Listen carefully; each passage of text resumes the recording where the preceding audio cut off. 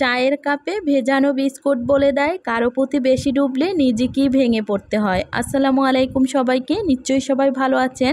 আজকে আমি চকলেট বিস্কুটের রেসিপিটা একদম ঘরোয়াভাবে কিভাবে তৈরি করা যায় সেই রেসিপিটা তোমাদের সাথে শেয়ার করব। পুরো ভিডিওটা না টেনে দেখবে, অবশ্যই ভালো লাগবে। প্রথমে হচ্ছে 2 টেবিল চামচের মতো ঘি দিয়ে নিয়েছি আর 2 চামচ চিনি। আপনারা চাইলে এটা রান্নার তোল দিয়েও করতে পারবেন, কোনো সমস্যা নেই। তারপর হচ্ছে এখানে আমি 2 চামচের মতো গুঁড়া দুধ দিয়ে দেব। তারপর এটার সাথে ভালো করে মিক্সড করে নেব। তারপর এই যে মিক্সড করার পর এখানে হচ্ছে সামান্য পরিমাণে আমি একটু পানি দিয়ে দিয়েছি, ওটা হচ্ছে মিক্স হয়ে গেছে একদম সামান্য পরিমাণে। তারপর এখানে আমি আধা চামচ পরিমাণে বেকিং পাউডার দেব। বেকিং পাউডার দেওয়ার পরে এখানে হচ্ছে আমি হাফ কাপের আধা কাপ হচ্ছে সুজি দেব আর হচ্ছে হাফ কাপ পরিমাণে ময়দা দেব।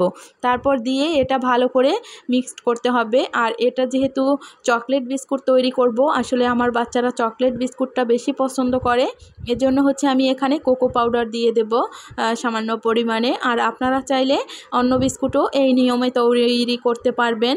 তাহলে হচ্ছে কোকো পাউডারটা মানে মিক্সিং করতে হবে, তাহলে অন্য বিস্কুট হয়ে যাবে একদম সহজভাবে। তো আমি যেহেতু চকলেট বিস্কুট করব, এজন্য কোকো পাউডারটা দিয়ে দিয়েছি।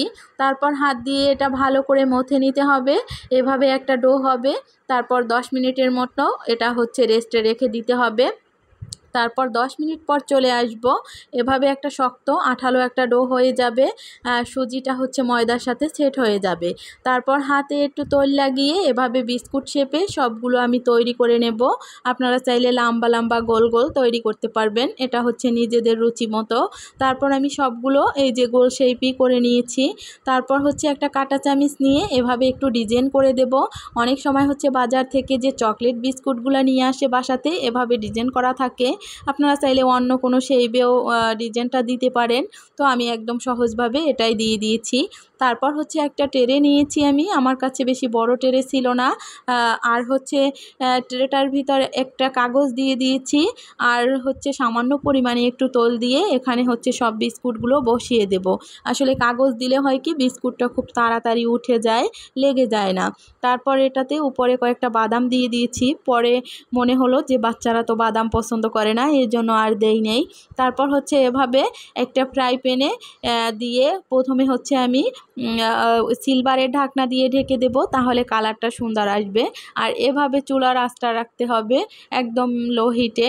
তারপর হচ্ছে 20 মিনিটের মতো রাখবো। আমি 20 মিনিট পর চলে আসছি। আর কারো যদি একটু টাইমটা বেশি লাগে তাহলে 30 মিনিট রাখতে পারেন। এই যে বিস্কুটগুলো কিন্তু হয়ে গেছে আর প্রত্যেকটা বিস্কুট কিন্তু ফুলে ফেটে গেছে। তারপর এই যে আমি সবগুলো বিস্কুট একদম কাছ থেকে দেখিয়ে দিচ্ছি, এটা একদমই হয়ে গেছে। আর মানে এই বিস্কুটটা আপনি চাইলে 1 সপ্তাহ পর্যন্ত রাখা যাবে বয়মে ভরে। আসলে অন্য কোনো কিছু এটা ইউজ করা নাই, এজন্য হচ্ছে 1 সপ্তাহ ভালো থাকবে, এর বেশি রাখা যাবে না। আর পুরো ভিডিওটা যদি ভালো লাগে অবশ্যই লাইক কমেন্ট শেয়ার করে পাশে থাকবেন। আল্লাহ হাফেজ সবাইকে।